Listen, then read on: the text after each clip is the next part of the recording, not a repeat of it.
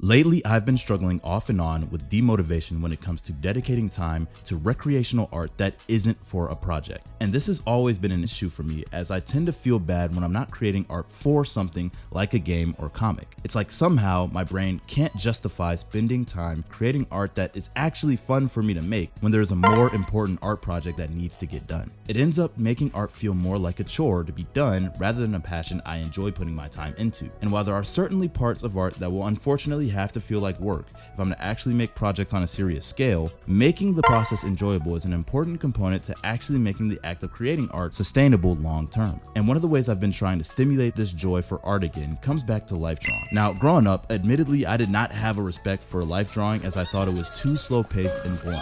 I felt as though there wasn't enough creativity in the day-to-day life that could justify me drawing that, as opposed to drawing something like Goku blasting a Kamehameha wave or Naruto throwing a Rasen shuriken. But as I've matured and grown as an artist, I have a newfound respect and appreciation for finding the artistic value in the mundane day-to-day experience I have as a human being living in a world that is rich with new experiences to be had every day. This, coupled with the realization that incorporating real life into your imagination produces some of the most profound and creative ideas, allowed me to enjoy the process of life drawing so much more, which I could then use as a basis for my story narratives, game projects, and graphic novel pages. Now, I've talked about figure drawing resources on the channel before, but I think a really underrated resource that I never mentioned that can also be utilized is going out to figure drawing sessions around town. Now, I've been doing this primarily for two reasons. We hear all the time that there is nothing like drawing from real life without the lens distortion of a camera, and I can personally attest to that being true. Your eye picks up loads of information, and learning how to directly translate that into paper is useful for building your technical capabilities as an artist. I've seen great improvements from the time I started going a few months ago. Another benefit comes from being in an environment with other artists, which I often hear a few of you guys ask about finding art communities. And I'd say if you haven't done this yet, look into it. It's a great place to start, and no matter what kind of artist you are, you can find a community there. Life drawing will only improve your ability to abstract and ideate reality into whatever your creative vision is, and it simply becomes another tool in your arsenal when you can switch between stylized work and realism. Now, say you don't have access to a community art group like that, or are simply uninterested in drawing in a group setting. That isn't a problem either, as life drawing can be done from virtually anywhere, and the subject matter could be anything. Throughout this year, I've been going to numerous cafes, parks, and city streets with my sketchbook, and found myself drawing away, sketching whatever I saw directly in front of me. This practice does wonders for your artistic eye, and when I take these skills back into drawing more imaginative subjects, I find that my brain is able to come up with more creative concepts that have their foundations rooted in reality.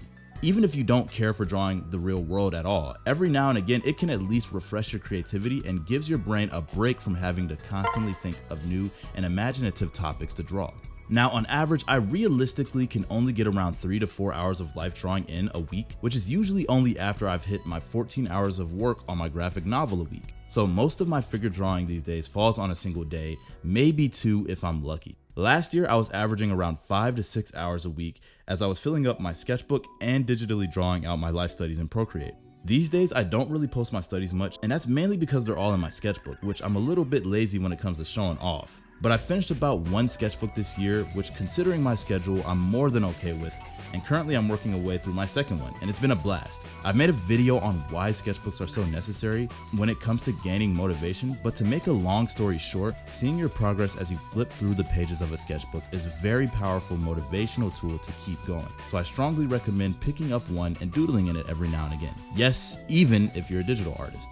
Now, a common issue I face that happens a lot for me comes down to really despising how an art piece looks, or sometimes how my art is in general. And while this doesn't happen nearly as frequently as it did back in 2022 for me, I still find myself occasionally getting frustrated at how things turn out with my stuff. Usually the source of that frustration comes in when I see other artists that succeed at something I may struggle with. And that really is an indicator that I may be leaning too heavily into comparing my art to others when I should be focusing on my own progress and learning style. It's tricky because you don't want to close yourself off to gaining insights into other people's process and art styles. However, you have to be careful not to grow jealous or envious of their progress, which for me was really tough to do at certain points in my life.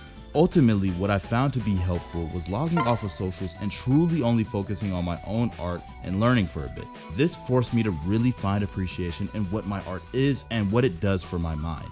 Giving yourself time to not always be in a state of comparison really makes improving far easier and just generally more fun.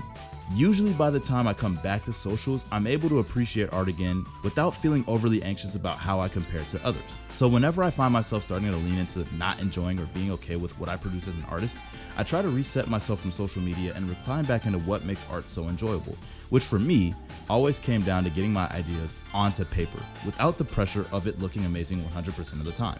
Now, this topic is another one I can make an hour-long TED Talk on how I tackle demotivation with my art, but I don't want to make this video too long. So if you're new here, my name is Chris. I'm a game dev, storyteller, artist, and now a graphic novelist making content here on YouTube to help creatives improve their mindset and complete the projects they want to complete.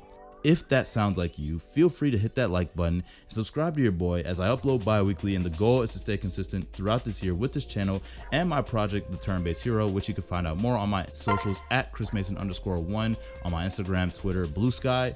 But with that, I'm going to go ahead and get about. Hope you guys enjoy the rest of your day, night, or whatever. And it's been your boy, Chris, and I'm going to holler at you later. Peace.